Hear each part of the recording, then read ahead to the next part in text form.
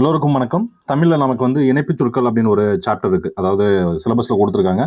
So even நீங்கள் group 4க்கும் உங்களுக்கு revision பண்ணுறதுக்கு யூஸ் ஆகும். குரூப் 2க்கும் உங்களுக்கு ரொம்ப யூஸ்ஃபுல்லாக இருக்கும். இணைப்புச் சொற்கள் வந்து ஒரு சென்டென்ஸை வந்து நீங்கள் எந்த அளவுக்கு புரிஞ்சுக்கிறீங்க அப்படின்றதெல்லாம் இருக்குது. ஸோ நம்ம சின்ன வயசில் படிச்சிருக்கோம், ஸ்கூலில் படித்தது தான் இப்போவும் அப்ளை பண்ண போகிறோம். ஸோ கேஷுவலாக நம்ம நிறைய வார்த்தைகள் பேசுவோம்ல, அதுதான் இணைப்புச் சொற்கள். ஒரு வார்த்தையை 2 வார்த்தைகளை இணைக்கிறதுக்கு பயன்படுறது தான் இணைப்புச் சொற்கள்.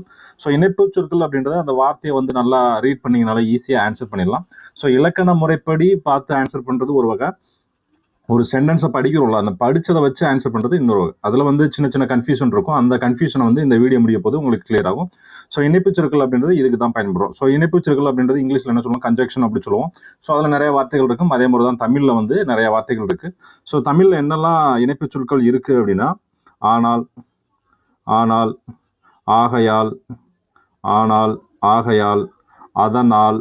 ஸோ இதுதான் உங்களுக்கு நிறைய கன்ஃபியூஸ் ஆகும். அதனால், எனவே, எனவே, அதுக்கப்புறம் என்ன இருக்குது, ஏனெனில், ஏனெனில், ஏனென்றால், ஏனென்றால்.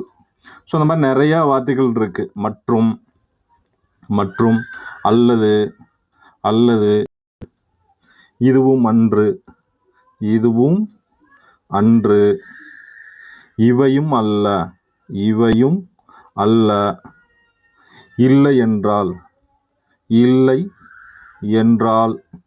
அதுக்கப்புறம் இருப்பினும், இருப்பினும், எனினும், எனினும். அதுக்கப்புறம் பிறகு, முதலான, முதலான, அப்புறம் முதலிய. ஸோ இந்த மாதிரி நிறையா வார்த்தைகள் இருக்குது. அப்புறம் போல. ஸோ அந்த மாதிரி நிறையா வார்த்தைகள் இருக்குது. இதனால் அப்படின்றது, என்றாலும் அப்படின்ற நிறைய வார்த்தைகள் வந்து இணைப்புச் சொற்கள் வந்து தமிழில் இருக்குது. ஸோ நம்ம இன்னைக்கு என்ன பார்க்க போகிறோம் அப்படின்னா, ஒரு செலக்டடாக கன்ஃபியூஷன் ஆகக்கூடிய ஒரு 4 மட்டும் பார்க்க போகிறோம். ஸோ அடுத்தடுத்த கிளாஸில் ரெகுலராக வந்து கொஞ்சம் கொஞ்சமாக பார்த்துடலாம். எல்லாமே நான் வந்து ஓவராலாகவே உங்களுக்கு ஷார்ட்டாகவும் சொல்லுறேன். அதுக்கான எடுத்துக்காட்டுக்கும் பார்த்துருக்கோம். அதுக்கான கிளியரான டெஃபினிஷன், எந்த இடத்துல அதனால் போடணும், எந்த இடத்துல ஆகையால் போடணும் அப்படின்றத இந்த வீடியோ முடிஞ்சது உங்களுக்கு வந்து கிளியராக புரிஞ்சிடும். ஓகேவா? ஸோ அதனால் கிளியராக பார்த்துக்கோங்க. ஷார்ட் நோட்ஸ் எடுத்துக்கோங்க. ஃபுல்லாக அந்த பிடிஎஃப் என்ன நான் முடிஞ்ச அளவுக்கு டிஸ்கிரிப்ஷனில் அப்டேட் பண்ணுறேன். கொஞ்சம் டைம் எடுக்கும். நான் வந்து உங்களுக்கு அப்டேட் பண்ணிடுறேன். பிடிஎஃப் வந்து நீங்கள் வேணும்னா கீழே கமெண்ட் செக்ஷனில் மட்டும் கமெண்ட் பண்ணிடுங்க. நான் உங்களுக்கு பிடிஎஃப் வந்து அப்டேட் பண்ணிடுறேன். அப்படி இல்லை ஃபைனலாக என்னோட நம்பர் தரேன். ஸோ என்னோட நம்பரில் அப்படி இல்லைன்னா நம்ம சேனலோட டெலகிராம் சேனலில் அப்டேட் பண்ணிடுறேன். நீங்கள் கீழே டிஸ்கிரிப்ஷனில் லிங்க் கொடுக்குறேன். நீங்கள் அதில் போய் இந்த பிடிஎஃப் நீங்கள் டவுன்லோட் பண்ணிக்கலாம். ஓகேவா? ஸோ ஃபஸ்ட்டு என்ன பார்க்க போகிறோம், இணைப்புச் சொல் அப்படின்னா பட், அதாவது ஆனால். ஆனால் அப்படின்றது இங்கிலீஷில் என்ன சொல்லுவாங்க, கன்ஜக்ஷனில் பட் அப்படின்னு சொல்லுவோம். தமிழில் வந்து ஆனால். ஓகே. ஸோ இது எங்கே பயன்படும் அப்படின்னா, ஆனால் என்பது முரண்பாடு. ஒரு சென்டென்ஸ் இருக்குது அப்படின்னா முரண்பாடு, வேறுபாடு அல்லது எதிர்பாரா நிலையை குறிக்க பயன்படும் ஒரு இணைப்புச் சொல் தான் எது அப்படின்னா இந்த ஆனால். ரெண்டாவது, ஒரு கூற்றுக்கு எதிர்மாறான அல்லது முரண்பட்ட மற்றொரு கூற்றை இணைக்க இது பயன்படுத்துகிறது. ஸோ இந்த டெஃபினிஷன் மட்டும் பார்த்துக்கோங்க. ஸோ இதை வச்சு நம்ம இப்போ எடுத்துக்காட்டுகள் பார்த்தோம் அப்படின்னா இது ஈஸியாக என்ன புரிஞ்சிடும். ஸோ என்ன சொல்லியிருக்கோம் அப்படின்னா, இப்போ ஒரு சென்டென்ஸ் பார்ப்போம். அவன் பணக்காரன். இந்த வாக்கியத்தில் என்ன கொடுத்துருக்காங்க, அவன் பணக்காரன் ஆனால் மிகவும் எளிமையாக வாழ்கிறான். அவன் பணக்காரன் ஆனா எளிமையா வாழ்றான் அப்படின்னு. ஸோ ஒரு முரண்பாடு இருக்கா, பணக்காரனா இருந்தாலும் அவன் வந்து எளிமையான ஒரு வாழ்க்கையை தான் வாழ்றான். ஸோ ஒரு முரண்பட்டு சொல்றோமா, ஒரு சென்டென்ஸ் வந்து முரண்பட்டு வருது. அதனால இங்க வந்து என்ன யூஸ் பண்ணணும், நம்ம ஆனால் அப்படின்ற வார்த்தையை மட்டும்தான் நம்ம என்ன செய்யணும், இங்க வந்து யூஸ் பண்ணணும். ஸோ அடுத்து ஒரு வாக்கியம் பார்க்கலாம். நான் அவனை அழைத்தேன், நான் அவனை அழைத்தேன் ஆனால் அவன் வரவில்லை. அதாவது நான் கூப்பிட்டா அவன் வந்துருவான்னு எதிர்பார்த்தேன். ஆனா அவன் என்ன செய்யல, வரவே இல்லை. ஸோ இங்க என்னது, எதிர்பாரா நிலை. நான் எதிர்பார்த்தேன், நான் அவனை கூப்பிட்டா அவன் வருவேன் அப்படின்னு நினைச்சு நான் அவனை கூப்பிட்டேன். ஆனா அவன் என்ன பண்ணிட்டான், வரமாட்டேன் அப்படின்னு சொல்லிட்டான். ஸோ அது என்னது, இது எதிர்பாராதது. ஸோ அதுதான் என்னது, அந்த மாதிரி சுச்சுவேஷன்லயும் நம்ம என்ன செய்யணும், ஆனால் அப்படின்ற ஒரு இணைப்புச் சொல் தான் நம்ம என்ன செய்யணும், யூஸ் பண்ணணும். ஓகேவா? அடுத்த ஒரு எக்ஸாம்பிள் பார்க்கலாம். படம் நன்றாக இருந்தது ஆனால் கிளைமேக்ஸ் பிடிக்கவில்லை. படம் நல்லா தான் இருந்துச்சு, ஆனால் அதில் ஒரு பகுதி எனக்கு பிடிக்கல. படம் நல்லா தான் இருந்துச்சு, ஆனால் கிளைமேக்ஸ் வந்து எனக்கு பிடிக்கல. ஆனால் அப்படின்றது தான் இங்கேயும் அதே தான் சொல்லியிருப்பாங்க. அடுத்த ஒரு சென்டென்ஸ் பார்ப்போம். அவள் முயற்சி செய்தாள், அவள் முயற்சி செய்தாள் ஆனால் வெற்றி பெறவில்லை. அப்போ இங்கே என்ன இருக்கு, முயற்சி பண்ணுறாங்க, முயற்சிக்கேற்ற ஒரு வெற்றி கிடைக்கலையா. அப்போ இங்கே என்ன சொல்லியிருக்காங்க, முரண்பாடு. ஏன்னாவது சென்டென்ஸ் வந்து முரண்பாடாக வருதா. ஸோ இந்த மாதிரி கண்டிஷன்ஸ் வரக்கூடிய எல்லா இடத்துலையும் நாம யூஸ் பண்ண வேண்டியது எது, ஆனால் அப்படின்றதான் யூஸ் பண்ணணும். ஓகேவா? ஆனால் எங்கெங்க யூஸ் பண்ணணும் அப்படின்றத கிளியராக பார்த்துக்கோங்க. நான் உங்களுக்கு பிடிஎஃப்பும் நான் தரேன், நீங்கள் அதுலேயும் திரும்பவும் பார்த்துக்கோங்க. முடிஞ்சால் உங்களுக்கு சொல்கிறத ஷார்ட் நோட்ஸ் வேணால் எடுத்து வச்சுக்கோங்க. ஓகேவா? பிடிஎஃப்ல உள்ளதான் நம்மளும் சொல்ல போகிறோம். ஸோ அதை வந்து நீங்கள் பிடிஎஃபாகவே கூட டவுன்லோட் பண்ணி பார்த்துக்கோங்க. ஓகே, நெக்ஸ்ட்டு ஆகையால் அதனால் எங்கெங்கெல்லாம் யூஸ் பண்ண போகிறோம். ஆகையால் அதனால் ரெண்டுமே கிட்டத்தட்ட சேம் கண்டிஷன் தான் இருக்கும், ரெண்டுமே ஒரே மாதிரி தான் இருக்கும். அதை எங்கெங்கே யூஸ் பண்ண போகிறோம் அப்படின்னு சின்ன சின்ன வித்தியாசம் தான்.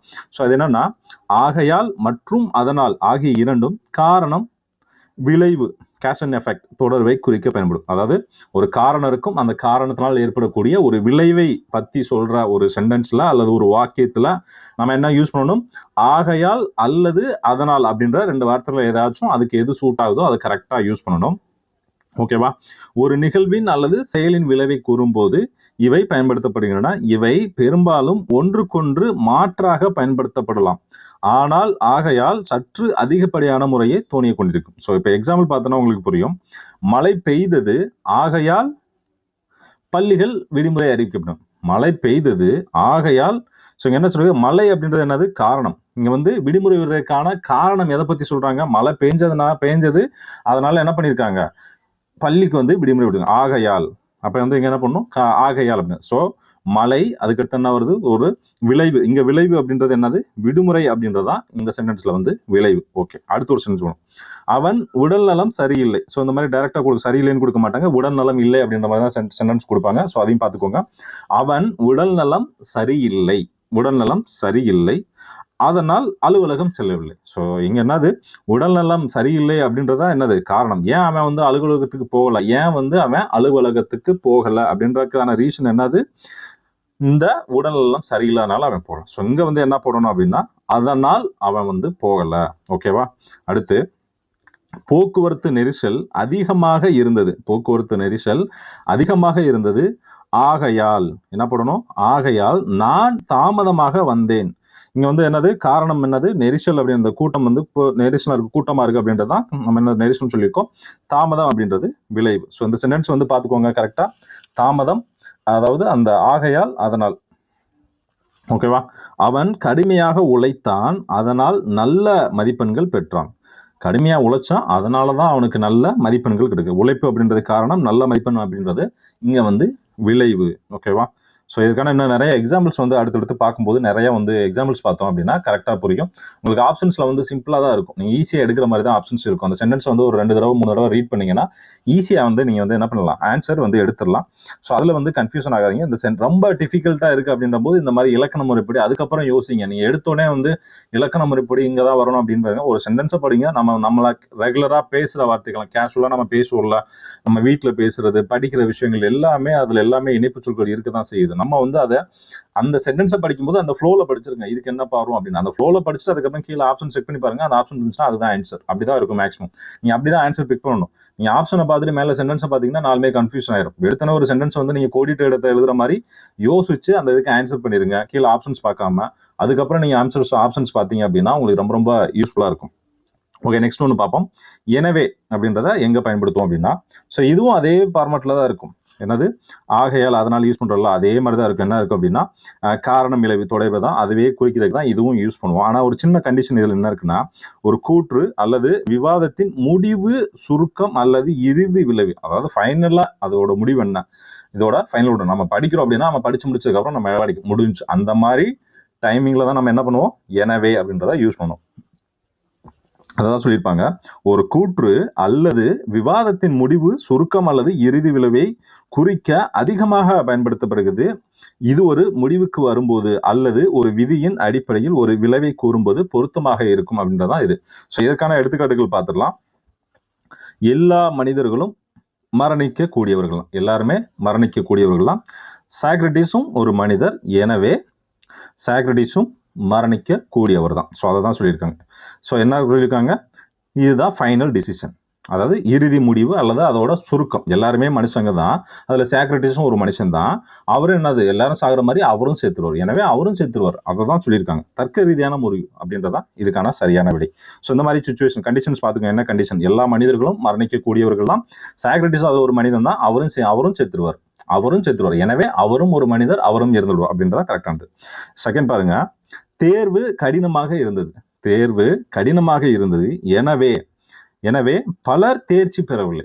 தேர்வு கடினமாக இருந்தது, எனவே பலர் தேர்ச்சி பெறவில்லை. அதாவது ஒரு காரணத்துக்கான நேரடி விளைவையும் சொல்லும், ஒரு காரணத்துக்கான நேரடி விளைவுகளும் சொல்றது எதுதான், அந்த மாதிரி கண்டிஷன்லயும் நம்ம என்ன பண்ணணும், எனவே அப்படின்றதான் போடணும். ஓகே. விதிமுறைகளின்படி அனைவரும் அடையாள அட்டை வைத்திருக்க வேண்டும். எனவே தயவு செய்து உங்கள் அட்டையை காட்டுங்கள் அப்படின்னு சொல்லியிருக்காங்க. ஸோ ரூல்ஸ் அண்ட் ரெகுலேஷன் போடுறாங்க அப்படின்னா இங்க என்ன போடுறாங்க, ஒரு ரூல்ஸ் போடுறாங்க. அதாவது ஒரு சட்டமோ ஏதோ ஒரு சட்டத்திட்டமோ ஏதோ போடுறாங்க. எல்லாரும் கண்டிப்பா வந்து இப்போ ஓட்டு போட போனா எல்லாரும் ஓட்டர் ஐடி கொண்டு வரணும் அப்படின்னு ஒரு கண்டிஷன் போறாங்க அப்படின்னா நம்ம என்னது அங்க போய் ஆபீஸ் உங்களோட அட்டையெல்லாம் கேட்பாங்களா? ஸோ அந்த மாதிரி கண்டிஷன் இதோட முடிவு என்னது, நம்ம வந்து கண்டிப்பா அட்டை காட்டினா தான் நம்ம வந்து ஓட்டு போட்டு விடுவாங்க அப்படின்ற மாதிரி தான். விதிமுறைகளின்படி அனைவரும் அடையாள அட்டை வைத்திருக்க வேண்டும். எனவே தயவு செய்து உங்கள் அடையாள அட்டையை காட்டுங்கள் அப்படின்றதான். ஸோ இந்த சென்டென்ஸா ஃபுல்லா படிச்சீங்க அப்படின்னா ஈஸியா இருக்கும். ஓகே. அடுத்து நெக்ஸ்ட் ஒரு எக்ஸாம்பிள் பார்த்துடலாம். நான் ஒரு ஆசிரியர், எனவே மாணவர்களுக்கு பாடம் கற்பிப்பது என் கடமை அப்படின்னு சொல்லியிருக்காங்க. ஸோ என்ன சொல்லியிருக்காங்க, நான் ஒரு ஆசிரியர், என்னோட பணி என்ன, நான் வந்து ஸ்டூடெண்ட்ஸ்க்கு சொல்லிக் கொடுக்கணும், அதுதான் என்னோட பணி. ஸோ அதை தான் இங்கே சொல்லியிருக்கேன். என்ன சொல்லுங்க, ஒரு முடிவு வந்துருச்சா, ஒரு சென்டென்ஸோட முடிவுனா, நான் ஒரு டீச்சராக இருந்தால் நான் வந்து 4 பேருக்கு சொல்லிக் கொடுக்கணும், 4 நல்ல மாணவர்களை உருவாக்கணும், அதுதான் என்னோட கடமை அப்படின்னு. ஸோ இங்கே சென்டென்ஸ் வந்து கம்ப்ளீட், அந்த வாக்கியம் வந்து முடிவு பெற்றுச்சு, அந்த கூற்று வந்து கம்ப்ளீட் ஆயிடுச்சு. ஸோ அதுதான் என்ன சொல்லியிருக்காங்க, நான் ஒரு ஆசிரியர், எனவே மாணவர்களுக்கு பாடம் கற்பிப்பது என் கடமை. ஸோ இது வந்து என்னது, தரம் அல்லது நிலைக்காரமாக வரக்கூடிய ஒரு கடமைகளை பற்றி சொல்லக்கூடியதும். ரெண்டாவது இந்த சென்டென்ஸும் முடிஞ்சிருச்சு. ஸோ அதனால இந்த மாதிரி இடங்கள் என்ன பண்ணணும், நம்ம எனவே அப்படின்றதான் போடணும். ஸோ அடுத்தடுத்த வீடியோக்குள்ள நம்ம வந்து டெய்லி வந்து கொண்டு போட்டுடலாம். இல்லை நாளைக்கு காலையில் வந்து உங்களுக்கு ஏனெனில் ஏனென்றால் அந்த இதை போட்டுடலாம். அப்படி இல்லைன்னா அந்த முதலிய முதலான அந்த மாதிரி சென்டென்ஸ் இருக்குது, அதுவும் கொஞ்சம் டைப் பண்ணிட்டு இருக்கோம். ஸோ அதுவும் உங்களுக்கு வந்து சீக்கிரமாக வந்து அப்டேட் பண்ணிடும். ஓகேவா? அந்த குரூப் 4க்குள்ள உங்களுக்கு எல்லாமே முடிச்சிடலாம். சீக்கிரமாக அந்த நிறுத்தல் குறிகளும் முடிச்சிடுவோம். செய்வினை தன்மைக்கு வந்த வித்தியாசம் வந்து நம்ம ஆல்ரெடி ஒரு வீடியோ போட்டிருக்கோம். ஸோ அதையும் நீங்கள் செக் பண்ணி பார்த்துக்கலாம். ஓகே. இப்போ இதை வந்து ஷார்ட்கட் வச்சுக்கோங்க. ஆனால் எங்க யூஸ் பண்ணுவோம் அப்படின்னா முரண்பாடு, வேறுபாடு அந்த மாதிரி இடங்கள்ல தான் யூஸ் பண்ணுவோம். ஒரு விஷயத்துக்கு எதிர்மாறான அல்லது எதிர்பார்க்காத ஒன்றை குறிக்கும். எதிர்மாறான அல்லது எதிர்பார்க்காத ஒன்றை சொல்ற இடத்துல என்ன பண்ணுவோம், ஆனால் அப்படின்ற ஒரு இணைப்புச் சொல் பயன்படுத்துவோம். ஆகையால் அப்படின்ற இணைப்புச் சொல் எங்க பயன்படுத்துவோம் அப்படின்னா காரணம், விளைவு அந்த மாதிரி இருக்கும். ஸோ இறுதியா அந்த ரிசல்ட் இருக்குன்னா விளைவோட தான் நிற்கும். முடிஞ்சிருக்காது, விளைவை பத்தி மட்டும் தான் சொல்லியிருக்கும். ஃபுல் அண்ட் ஃபுல் அந்த வாக்கியம் என்ன இருக்கும், விளைவை பத்தினா ஒரு வாக்கியமா தான் இருக்கும். ஸோ அந்த மாதிரி கண்டிஷன்ஸ்ல வந்து என்ன பண்ணுவோம், ஆகையால் அப்படின்ற ஒரு இணைப்புச் சொல் யூஸ் பண்ணுவோம். ஒரு நிகழ்வின் நேரடியான விளைவை கூற சற்று முறையான அந்த தோணியை பத்தி சொல்றது. ஓகேவா? அதுக்கப்புறம் அதனால் அப்படின்றது எதுனா காரணம், விளைவு, அதோட விளைவை பத்தி தான் இருக்கும். ஆகையால் போலவே என்னது, இதுவும் ஒரு நிகழ்வின் விளைவை கூற அன்றாட பேச்சில் அதிக பயன்படுத்தக்கூடியதான் இது இந்த அதனால். ஸோ எனவே அப்படின்றது இப்பதான் பார்த்தோம். இது வந்து என்னது, ஃபைனலா இதுவும் அதே மாதிரி தான் இருக்கும். காரணம், விளைவு அப்படின்றதான் ஒரு வாக்கியம் இருக்கும். ஸோ இதுல என்ன இருக்கும், ஃபைனலா அந்த சென்டென்ஸை வந்து முடிச்சிருக்கணும். அந்த சென்டென்ஸை வந்து என்னது, அதனால ஃபைனல் ரிசல்ட் என்ன, முடிவு என்ன அப்படின்ற மாதிரி சொல்றதுதான் இது. எனவே ஒரு விவாதம் காரணம் அல்லது விதியின் அடிப்படையில் வரும் இறுதி முடிவு அல்லது அதனோட விளைவுகளை பத்தி சொல்றது. இறுதி முடிவு பத்தி சொல்றது, அதனால ஏற்படக்கூடிய விளைவுகளை பத்தி சொல்றதுதான் என்னது, எனவே. ஸோ இதுதான் இணைப்பு சொற்கள் வந்து நீங்க வந்து கன்ஃபியூஷன் ஆகக்கூடிய ஏரியா இதுதான். ஸோ இதுக்கான பிடிஎஃப் நான் கொடுத்துறேன். நம்ம டெலிகிராம் சேனல் கூட அப்டேட் பண்ணிடுறேன். ஸோ நீங்கள் அதில் டவுன்லோட் பண்ணி கூட பார்த்துக்கலாம். நான் டெலிகிராம் சேனல் கீழே லிங்க்ல கொடுக்குறேன். நீங்கள் அதில் போய் டவுன்லோட் பண்ணிக்கலாம். ஓகேவா? வேற ஏதாச்சும் உங்களுக்கு டவுட் இருந்ததுன்னா கீழே கமெண்ட் செக்ஷனில் கமெண்ட் பண்ணுங்க, நான் உங்களுக்கு வந்து கிளாரிஃபை பண்ணுறேன். அப்படி இல்லைன்னா என்னோட நம்பர் கான்டாக்ட் பண்ணுங்க, நான் உங்களுக்கு வந்து கிளாரிஃபை பண்ணுறேன் இலக்கணம். ஓகேவா? ஓகே. அடுத்து வந்து இது வந்து பார்ட் 2 வந்து அடுத்த வீடியோவில் பார்ப்போம். Thank you all.